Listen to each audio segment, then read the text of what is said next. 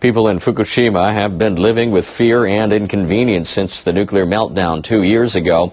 They hear daily news about leaks of radioactive water at the crippled power plant, and many still can't go back to their homes.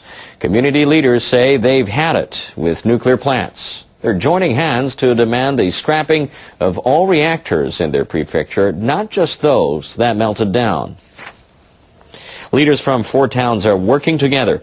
2 of those towns host the Fukushima Daiichi plant, which has 6 reactors. 4 reactors there were crippled in the earthquake and tsunami. The other towns host the Fukushima Daiichi plant. That plant has 4 reactors. None was seriously damaged. Officials at Tokyo Electric Power Company have yet to say what they'll do with the 6 reactors that are intact. Mayors and assembly chiefs from the host towns got together to demand company officials scrap all 10 reactors. Some say they can think of no alternative, but residents have been forced to live as evacuees since the meltdown. The leaders plan to get assembly members to endorse their demand. Then they'll take that demand to government officials in Tokyo and officials at Tokyo Electric. We will strive not only to get the reactors scrapped, but also to help end the crisis at the Fukushima Daiichi plant. Fukushima Prefecture Governor Yuhei Sato and members of his prefectural assembly have repeatedly called for all the reactors to be scrapped. The chief of the utilities Fukushima headquarters said he wants to discuss the issue with the townspeople. These people are congenital liars. We know we must take the feelings of residents seriously.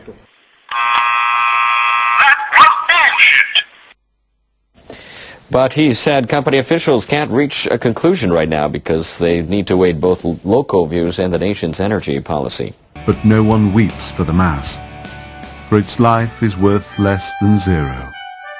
Just another cold fact of life on this horrifying planet. People in Fukushima Prefecture have been closely monitoring radiation levels since the nuclear disaster 2 years ago. They are now able to access this information when they travel on public transport. Buses in 4 cities began using special equipment on Thursday to measure radioactivity from the nuclear accident. Researchers at the Japan Atomic Energy Agency developed this system. The real-time measurements are displayed near JR Fukushima station. The information is also available online. The data is updated every 30 seconds. Areas with low radiation levels are shown in blue. The color changes to green, then yellow as levels rise. The data can be tracked back to January. It's very useful to have real-time information about radiation levels because they change when we have windy or rainy weather. Japanese fishermen worry that leaks of radioactive water are threatening their livelihoods. They've lodged a protest with the operator of the nuclear plant. The chief of the National Federation of Fisheries Cooperatives voiced his frustrations in a meeting with TEPCO's president.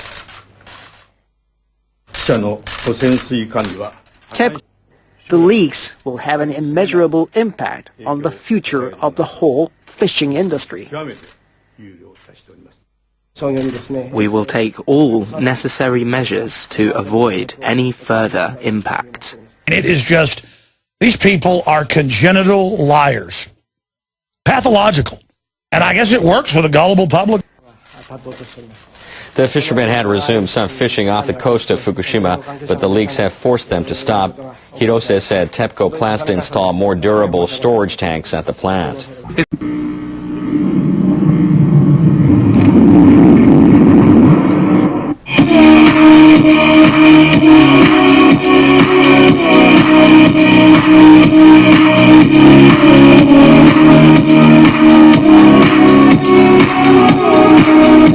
Live, this is One for the Record. I'm Diana, and today is August 30th, 2013, and here are your news updates for today.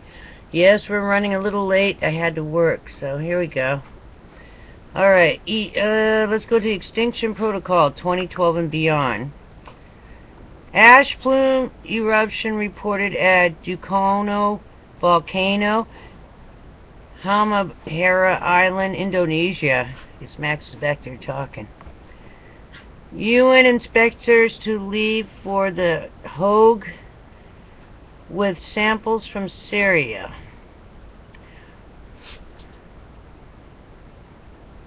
Uh, 7.0 magnitude earthquake strikes Alaska's Aleutian Islands. Heads up on that. Also, nope, it's just political stuff. We don't need that right now. Alrighty then. Moving on. The breaking news, thebreakingnews.com. Paris, California remains flooded for second day following severe storms. That's coming out of NBC LA 3 hours ago. BP says settlement of economic damages from 2010 oil spill can't be approved if dispute over claim payments isn't resolved. That's coming out of Bloomberg News. Several injuries reported following bleacher collapse at junior high school near Cincinnati, Ohio. That's coming out of Bodaya Tway. Okay. Alaska volcano erupts with new strength unrelated to large earthquake, scientists say. That was 2 hours ago, coming out of Reuters. Golf ball size hail reported northwest of Bismarck, North Dakota, 2 hours ago. That's coming out of breaking news. No, breaking weather. Also, California's rim fire burns at 213,414 acres, is 35% contained. That's coming out of Cal Fire 2 hours ago. 30 passengers, 15 crew members injured after Thai Airways international flight hits turbulence while landing in Hong Kong. That's coming out of the Bangkok Post 2 hours ago. Also,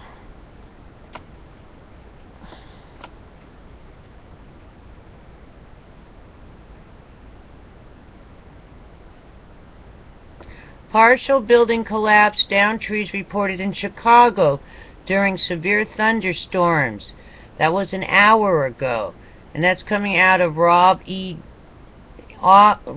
L. Gass, NBC.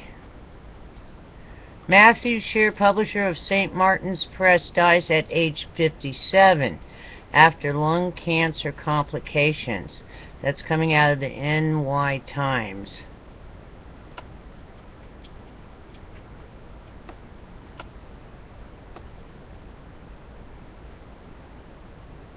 Six U.S. warship now operating in eastern Mediterranean as precaution against Syria. That's coming out of Reuters.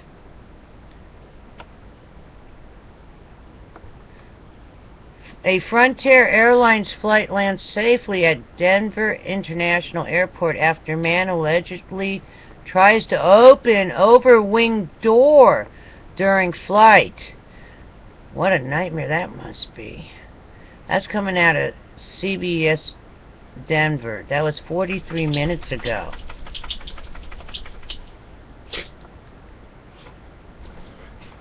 U.S. officials approve exports from 4 Chinese poultry plants to the U.S. That comes out of Politico 18 minutes ago. Righty then, moving on. Oh, there's Max down here. Let's see if we can see him. There he is. There he is. Max, are you okay, Max? Max okay? There's Tippy behind me too. Yes, Tippy. That's Tippy jumping out. Okay, Max? You rolling around? Yes, Tippy. Thank you. Yes, Max is on the TV. Good boy. Alrighty then. Moving on. Let's see. The Watchers watching the world.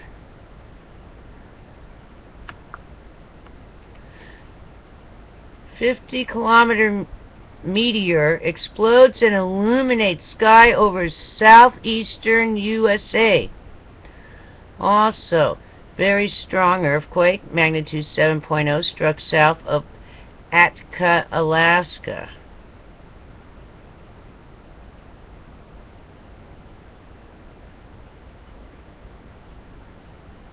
Black hole hunter New Star delivers the X-ray goods. First set of data publicly available. Prominence eruption and long-duration solar flare with full halo CME. Heads up. Chandra catches our supermassive black hole rejecting material. I still got to... it doesn't say ejecting, it says rejecting material. So, we'll have to find a picture of that still. Moving on. Let's go to the E&E News. There's Tippy in the background up there. What a good girl.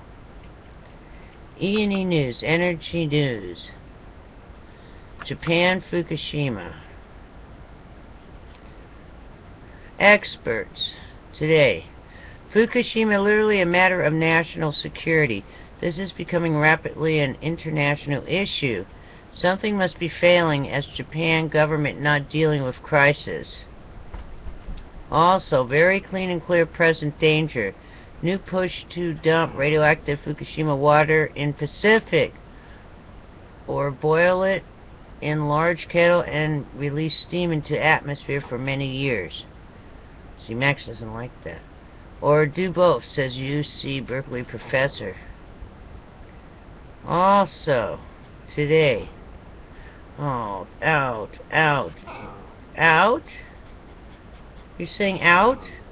Oh, we just went out. Experts on Fukushima Unit 4. NBC. He's talking back there. Far from under control, could get a lot worse. Japan Times. Could very quickly get much worse. CNN. Could still get a lot worse. Tokyo, Yokohama, even neighboring countries at serious risk. Also today, oh, there's a lot. Nuclear consultant on CNN. Nobody knows how far the molten fuel went through containment at Fukushima. Challengers of unprecedented complexity. Also today, Professor, Fukushima disaster beyond a cover-up.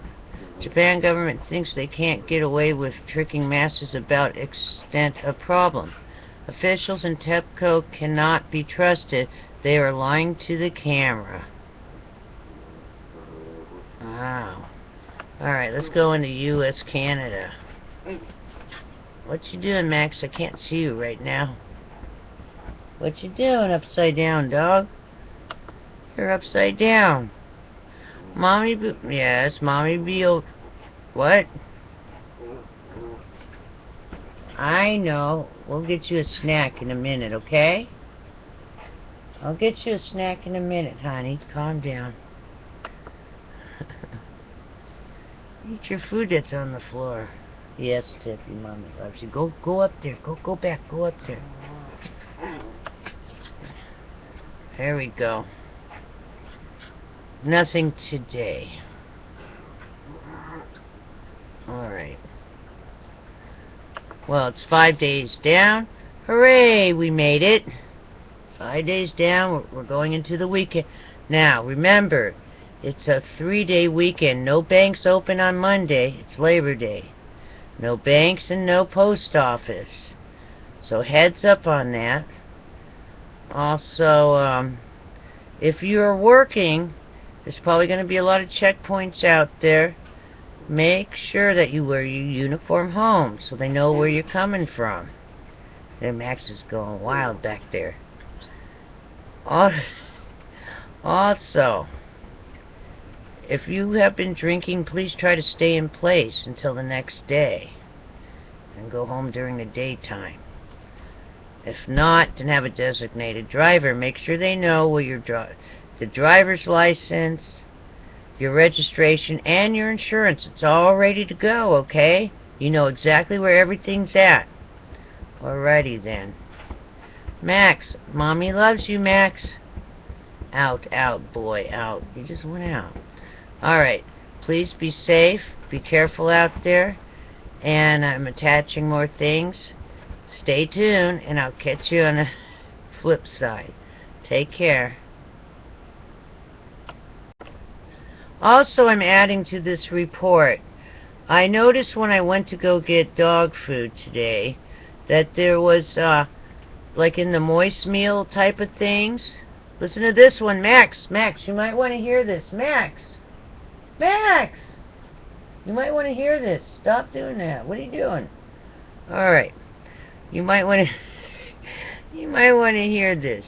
There was high fructose in like the moist type of dog food. It looks kind of like Play-Doh. You know what type I'm talking about? I want everybody, before you buy your dog food, check and see what's in it. They don't... What's up with high corn syrup, fructose? High fructose corn syrup. Why is that in the dog food? They're pouring it into everything we're having, and now they're adding it to the pets' food. Please check everything. Get your foot out of your ear. Thank you. Alrighty then. Also, I wanted to read, here it is. There was an update from coming out of Sean, S-E-A-N, Novillo's channel. N-O-V-I-L-L-O. He left a comment. I live in Tacoma, Washington, and I first thought I had seen a shooting star, but it was under the clouds. When I saw it, so I would have to say it was a fireball. Plus, a shooting star doesn't move that slow. Thank you for your comments and what you saw, and sharing that with us. Everybody feel free to share their strange experiences, your crypto experiences on this channel. I do want to do interviews, live Skype, so you have some good stories and things. You can always put in your Skype, leave me a message with your Skype information, and maybe I can do a interview with you. Alrighty then. You take care, and I'll see you again tomorrow. On the flip side, stay tuned. Alrighty then. Get rid of this so I can stop the video. Take care. The Japanese government is trying to assure farmers that the country's negotiators at the Trans-Pacific Partnership Free Trade Talks in Brunei acknowledge the sensitive nature of agricultural products. Government officials held a briefing for members of Japanese industry groups and other organizations on the process for the TPP talks. The officials told the participants that the three most difficult areas for negotiation are intellectual property, environment, and competition between state enterprises and private sector firms. Members of agricultural groups asked the delegation to discuss tariff elimination for farm produce separately from that for industrial products. Government officials sought their understanding, saying the negotiators recognize the importance of the farm products involved.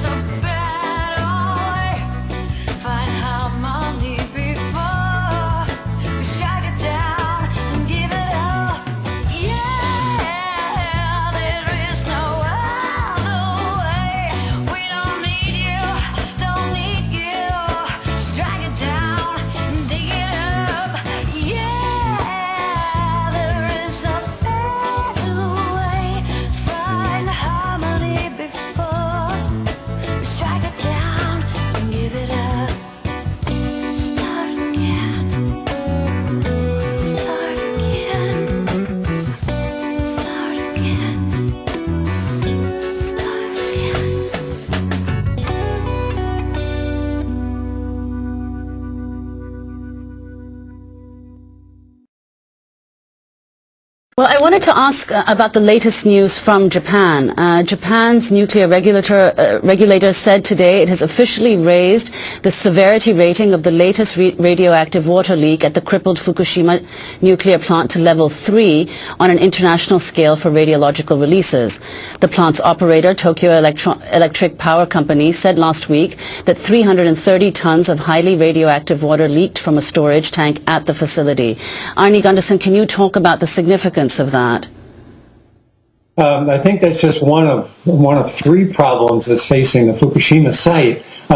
What this particular incident was one tank that had 1,000 tons of radioactive liquid water in it when last they looked, and the next time they looked there was only 700 tons, and so 300 tons went missing. The surveys of the area determined that the radiation coming from the ground was 5 times more in an hour than a normal person would get in a year. So we're talking about thousands of times more radioactive than the yearly exposure had leaked out of that tank. And that was the basis for the decision to call this a level 3 accident.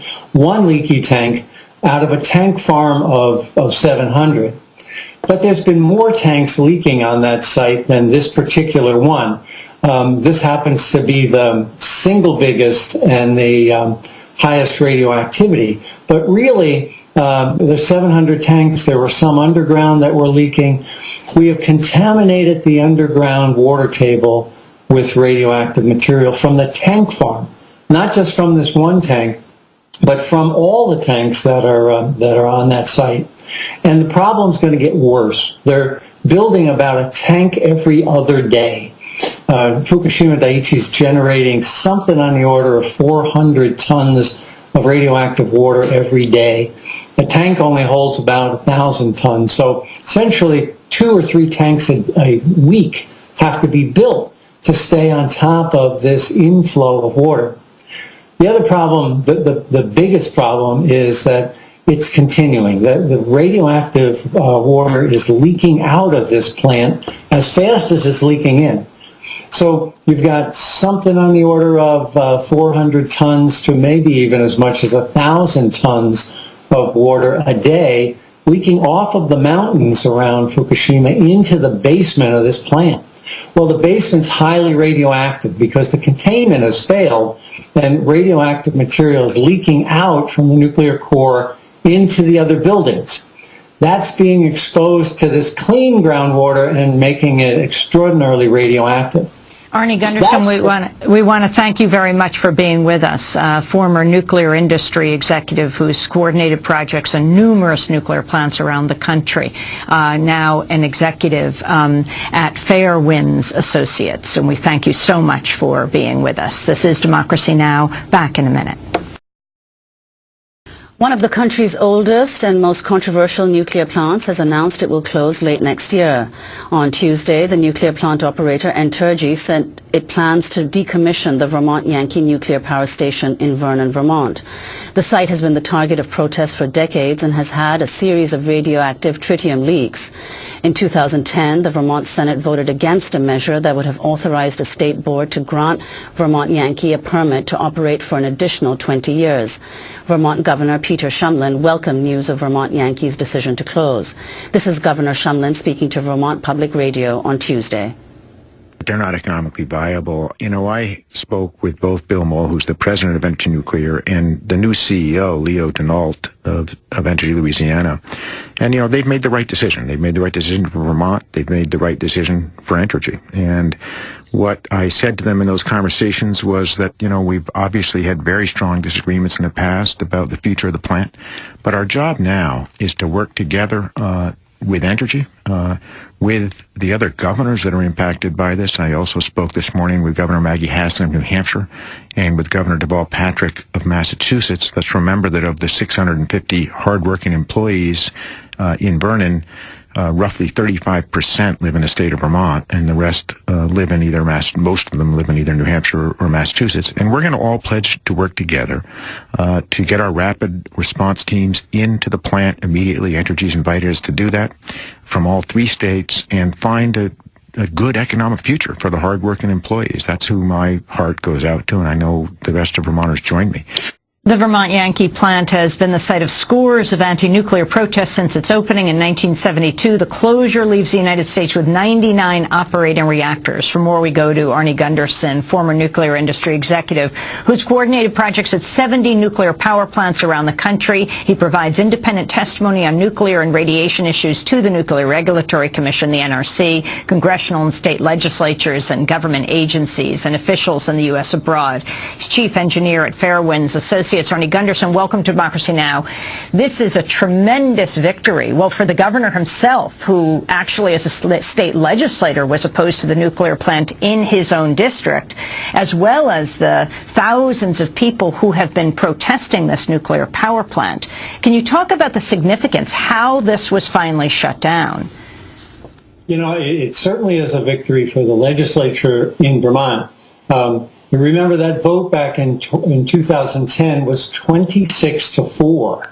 It was pretty darn near unanimous to shut the plant down. Now, it took 3 years, but it was citizen pressure that got the state Senate to such a position. So my hat's off to the citizens of Vermont for applying pressure to the legislature. For years, they culminated in this 26-4 vote.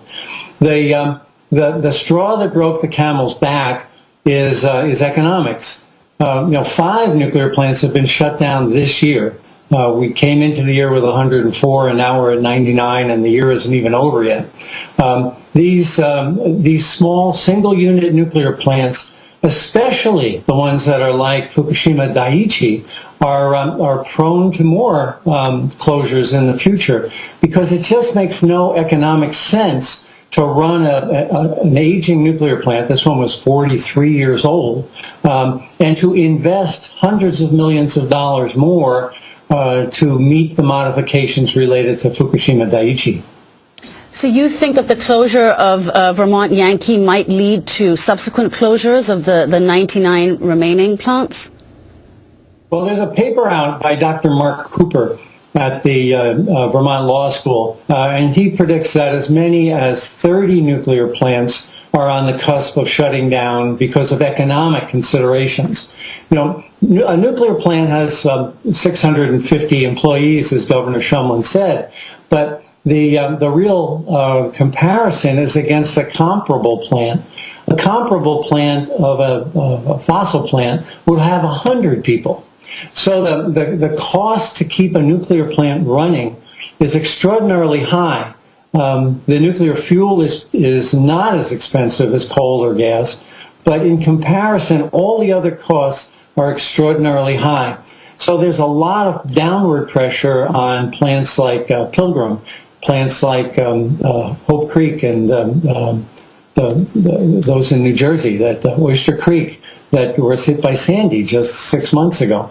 There's a lot of cost pressures that likely will shut down, another dozen nuclear plants before this all shakes out. Arnie Gunderson, before we move on to Japan, I wanted to ask you about this not only being a victory for the people who've been opposed to nuclear power in Vermont, but a real defeat for Entergy and what it tried to do, how it tried to circumvent the people's will, the Vermont legislature. Can you explain what it was doing and why the court was so significant in this? Well, after the legislature voted to not to grant a license to continue until after 2012, Entergy had promised to reapply for a license to continue for the next 20 years. The legislature in that 26-4 vote said, no, we're not going to allow you to reapply. It's over. A deal's a deal. We had a 40-year deal.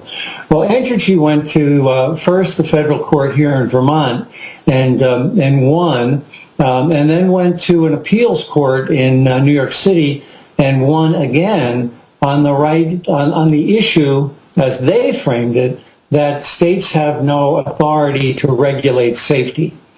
And they successfully argued that. But the position of the state was never about safety. I was involved in the evaluations back in 2009 and 2010. And When we found safety problems on the panel that I was on, we immediately notified the Nuclear Regulatory Commission. Our goal was to look at the cost of Vermont Yankee and the reliability of Vermont Yankee as an aging plant. That got muddled up in the legal arguments, and Entergy prevailed. But I think by closing the plant, ultimately Vermont prevailed anyway. It's likely that won't get appealed to the Supreme Court because when Entergy pulled the plug, the entire legal process has been mooted.